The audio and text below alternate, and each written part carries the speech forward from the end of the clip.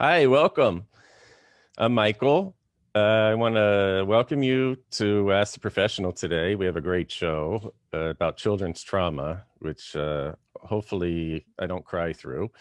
My guest today is Pierre, who is Vice President of Behavioral Health at Community Health of South Florida. Welcome, Pierre. Welcome, Michael. Thank you so much for having me this morning. Thank you for being here. So, you know, this show really is about the pandemic and what's happening to people in the world. And I understand that there's a huge influx of problems with children right now. So I want to. Absolutely. I feel this pandemic has definitely increased the need for behavioral health, both in adults and children. There's several social economic factors that have produced increased numbers of individuals seeking care. Specifically for children, children have been isolated. They have been in an online learning format. For last fiscal year, they ended last school year in an online format. And this year, they started in an online format. Some children are in person and some are actually in school. So this has created a number of challenges where children are isolated. They're not with their friends. They've had to pivot to an online learning environment. They're not going on vacations. They've had limited sports activities, hobbies. So there's been an array of social economic factors, socialization factors that have really impacted children. Are children more susceptible to isolation than adults would be? I know it's a problem for both, but do they have more problems with that? I wouldn't say they necessarily have more problem, but what we have seen is that children have been focused more on social media platforms. If you can't speak to your friends in person, you've kind of engaged and immersed yourself into Instagram, Facebook, and we know there's nothing that can replace that face-to-face interaction. Right. So what's happening with the children that are experiencing extreme trauma? What are parents? Well, maybe let's talk about what should parents look for if in their children. Children, they should look for isolation, any signs of depression, any behavioral changes, any eating, dietary changes, any behavioral changes is something that parents should definitely look out for. Are they spending more time on the computer? Are they spending more time in their room? Not speaking with family members. Those are all signs that parents should definitely be on the lookout for. Yeah, as there's a higher rate of suicide in children now because of the pandemic. We have seen some increased numbers. I wouldn't say it was higher, okay, but it's definitely been steady. As you know, we are a community health center. We are identified not only as a federally qualified health center, but we are a community mental health center. Last year, we received over 1,000 kids that were Baker acted, meaning that they were brought in by law enforcement or other clinical providers in the community. And these children were brought in. What does Baker Act actually mean? Baker Act actually means in the state of Florida, it's an involuntary hospitalization. Okay, so that means that you were hospitalized for up to 72 hours and must be cleared by a psychiatrist in order to be discharged.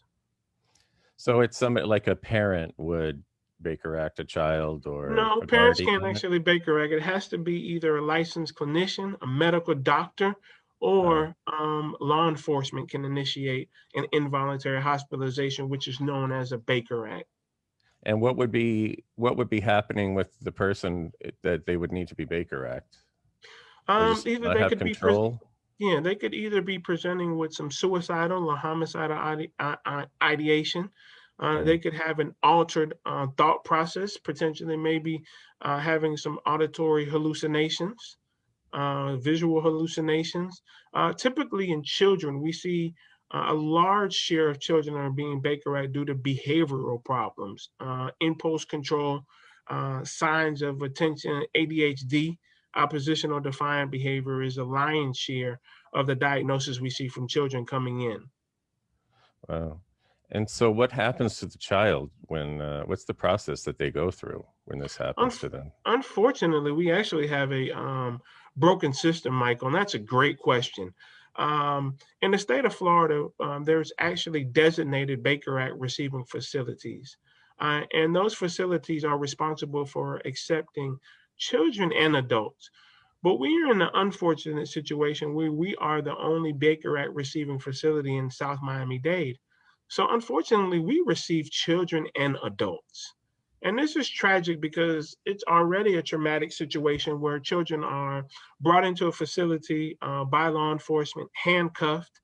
They're going into a strange facility, going around individuals that they have not had prior relationship with.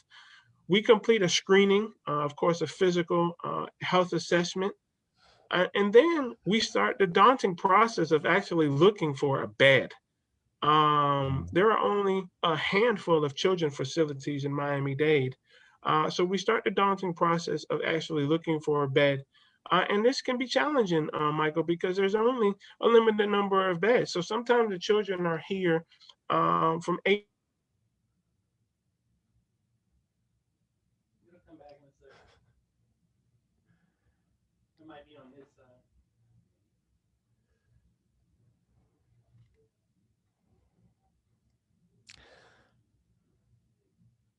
Longer than 10 hours. So not only are they We lost you for a minute, but we're back. Sorry. okay. You froze for a minute. I apologize. I said most recently, the challenge that we've had is the transporting children. Okay, the ambulance companies have actually had extreme shortages of staff being infected with COVID-19. So Right. this has extended the period of stay for these children. So not only are they here, we do not have a children's unit. I'm happy So to you're trying to keep them safe from the virus and trying to keep them safe from what's going on with them. So absolutely. it's really an extra challenge, I would imagine. And even prior to COVID, the nearest facility, children's facility, is 30 to 45 minutes. So can you imagine if you had a young child that was brought into a facility by law enforcement? They're around strangers. They have to stay there for 8 to 10 hours, and then they get transferred to another facility. Right. But there is light at the end of the tunnel, Michael. We have broken ground on our children's crisis unit. Yeah, I know. I Okay, wanted and to that talk to you about that. I heard about it. It sounds unbelievable. yes, and that is going to definitely be something that is very much needed in the community. Okay, Yeah. it breaks the continuity of care. It enhances that continuity of care now because once children are received here, they'll actually be able to not only they'll be able to stay here, be treated here, and then when they're discharged, they'll be able to come back to our facility for their outpatient services. Where Right. now we kind of just serve as a hub, Michael, for children. We receive them, complete the assessments, and transfer them out. Okay, and sometimes we And never it's see those children again. All through South Florida, and I think you handle also the Keys also, right? Absolutely, this we Yeah. will serve children from the Keys. Okay, Uh-huh. so this will be the first freestanding children's crisis unit in South Florida. The units Right. that currently receive and treat children are either attached to an existing building or part of a hospital system. You'd have to travel about 100 miles west over to Naples and Oh wow. 100 miles north over to Fort Pierce to actually find a freestanding children's crisis unit that specializes in working with children with severe behavioral health So there's challenges. never been a designated child uh trauma center here in South Florida? There are. Okay, there are a number of child facilities, but once Uh-huh. again, this is going to be a freestanding. And what I mean Right. by freestanding, Michael, it's going to be its own building. Okay, Right. it's That's not what I attached to mean. a Yeah. hospital. It's not attached to another community mental health center that may have an adult unit here, a geriatric unit attached to it. This is Right. going to be a children's center. Only children will be served in this facility. Now, the children come other than being Baker Act, right? There's other situations. There are Or other situations. Parents actually can bring children up here for crisis screening, and if they meet the appropriate criteria for involuntary hospitalization, that clinician can complete a professional certificate known to the community as a Baker Act, and that child can be hospitalized. We do offer 24 hours, 7 days a week. We have crisis counselors that are available. And if individuals want to call over the phone, they can come in person um, to receive those services. So, is a parent looking for signs that the child wants to hurt someone else or try to hurt themselves? Is that really the sign of the crisis point? It could be one side.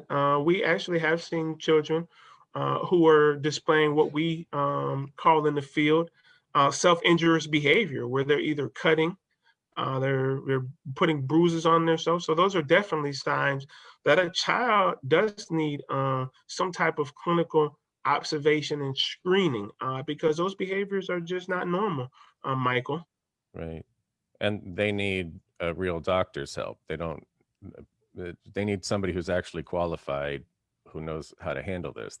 It's very important, I would imagine, that they get to the Yes, right kind Michael. of Listen, care. if a child is cutting or has starts displaying any format of self-injurious behavior, they absolutely need to be assessed by a professional behavior health individual.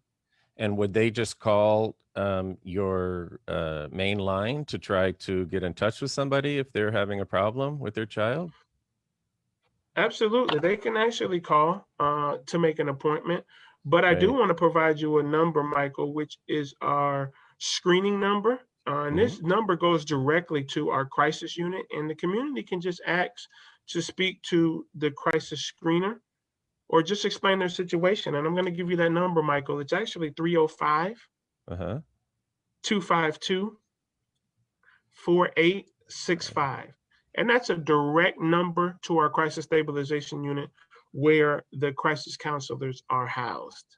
Okay. Yeah, we're going to put all your information and we'll put this number underneath the video. So when people are watching, they can go back and get this information.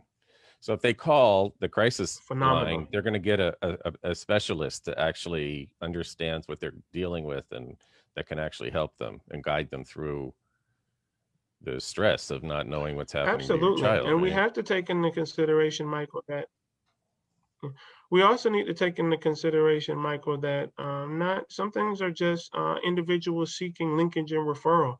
Our crisis screeners actually have an array of resources in the community, whether it goes from housing assistance, food assistance, utility bill assistance. So they provide a multitude of resources, and an individual just may be calling for information and may not need specific behavioral health services. But then that would, for the other services, they would call your main number, The main number, absolutely. right? And that's 305 253 5100, and they can schedule an appointment. Right. And there's probably a list of services on your website too. I think your website's pretty comprehensive for people to see what's available to them, right? Absolutely, Michael. We provide the full spectrum of community mental health services. We provide individual, group, family therapy, medication management. We actually operate 26 specialized therapeutic foster homes. So we have children all the way from Key West to the Big Bend area that are placed in our specialized therapeutic foster homes. And what is that like? I did hear about the foster care program. So can you tell us a little bit about what that's like? There's actually, yeah, great question, Michael. There's actually different levels of foster care. You start with your traditional foster care.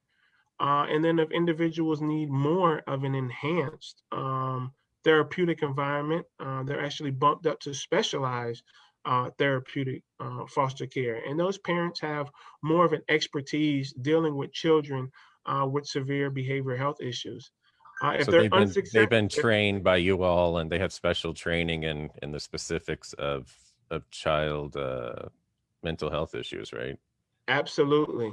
They receive continuous training, and then they're actually credentialed by the state. They have to go through an extensive licensing process where they have deemed to meet the necessary criteria to be a specialized therapeutic foster parent. Wow. Are you in need of more foster parents like that, Absolutely. especially? Great question. We just started a pride class We are consistently recruiting for additional foster parents.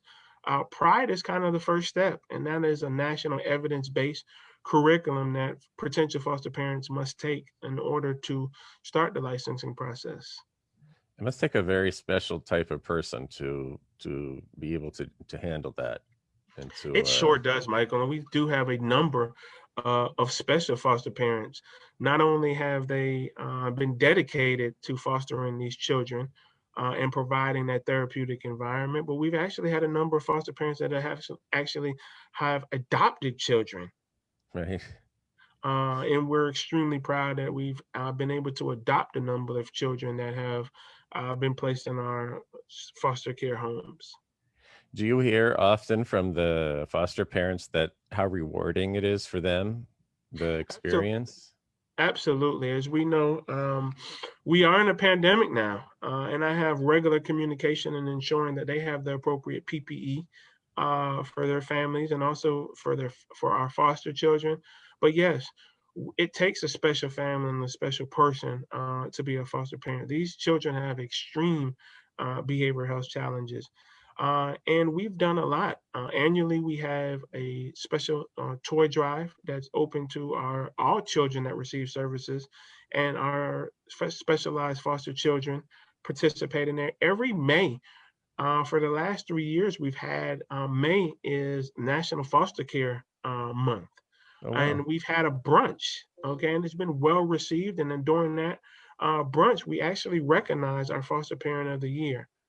So we Oh, definitely appreciate them and have a number of activities throughout the year to show our appreciation because they are foster parents, but they're actually part of the CHI family, Michael.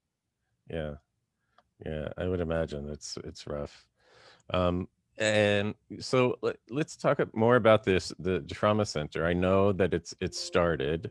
I think you're still in need of about $2 or $3 million in donations. We So are, anybody, and we've started a capital campaign.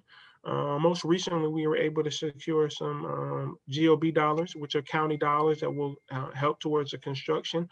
uh But I would like to inform the community that if they're ever in the Southwest Dade area for 216, you'll see this phenomenal building under construction. You'll also see an image of what the building is going to look like. We do want to engage the community. There are going to be naming rights for all elements.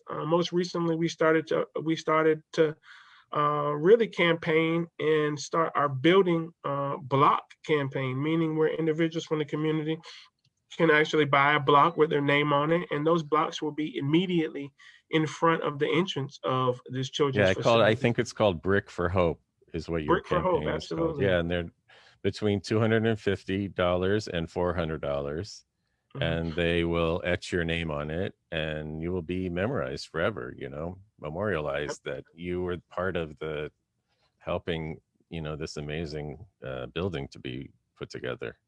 absolutely. And there's going to be additional naming opportunities. As we know, there's going to be 16 beds. There's going to be a classroom. There's going to be a dining area. There's going to be group therapy areas. So there are going to be a multitude of naming rights for this Yeah, facility, so people, Michael. somebody can sponsor a room, somebody can sponsor the cafeteria, somebody can sponsor the different locations within the building, I would imagine. Correct. And if somebody wants to really help out, they would probably add their name to the top of the building if they want to That is actually an opportunity. give the Naming rest rights for of the the money. building. And I think that threshold is $1 million gift.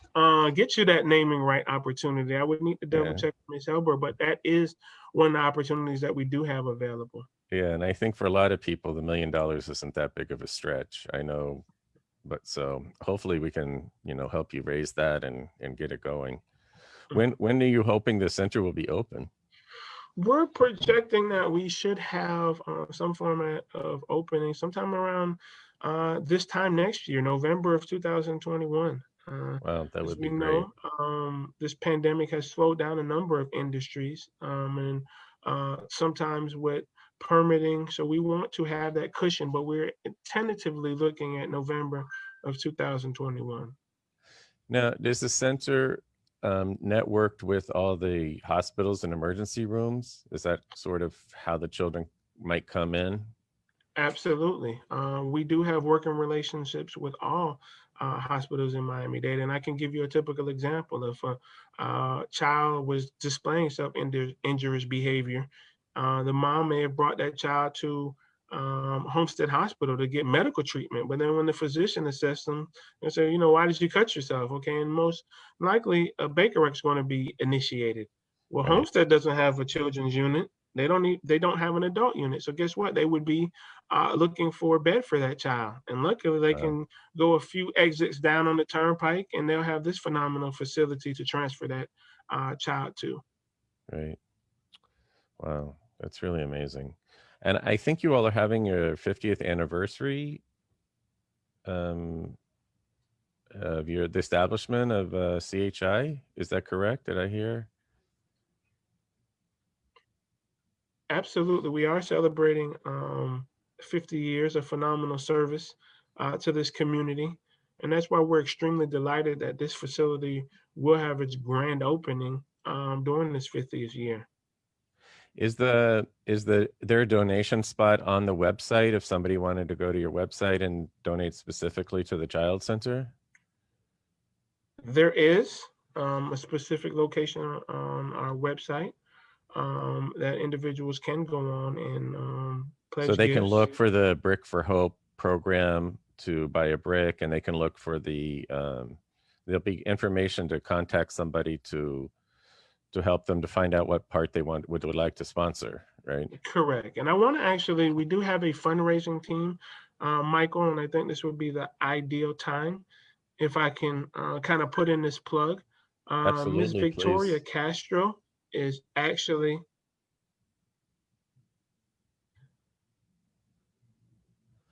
We our froze director again. of development.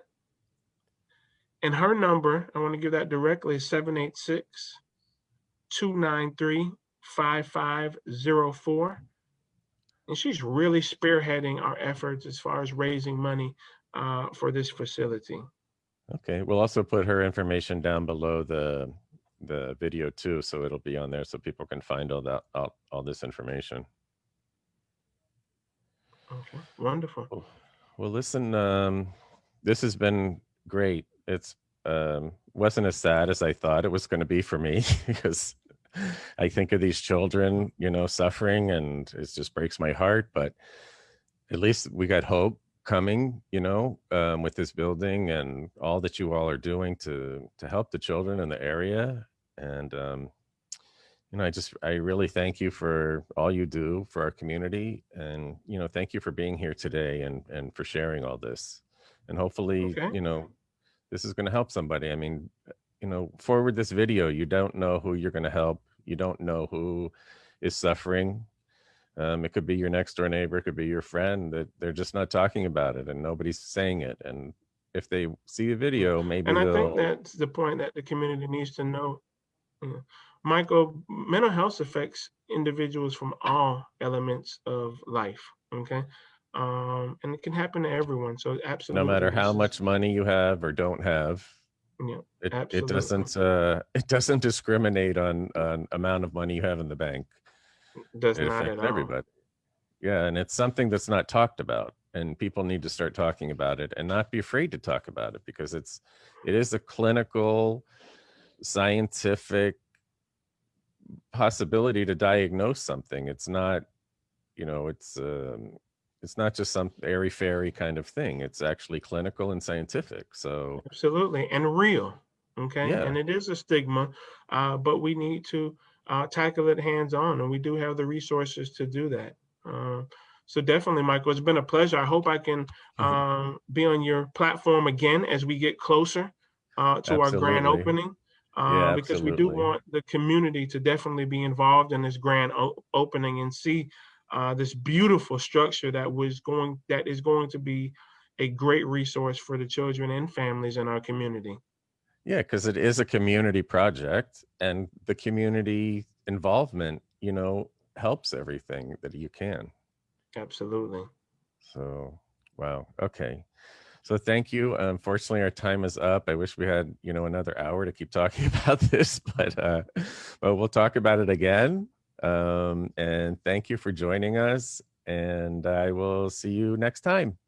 Okay. Thank you, Michael. It's been a pleasure. Thank you. Take care. Bye-bye.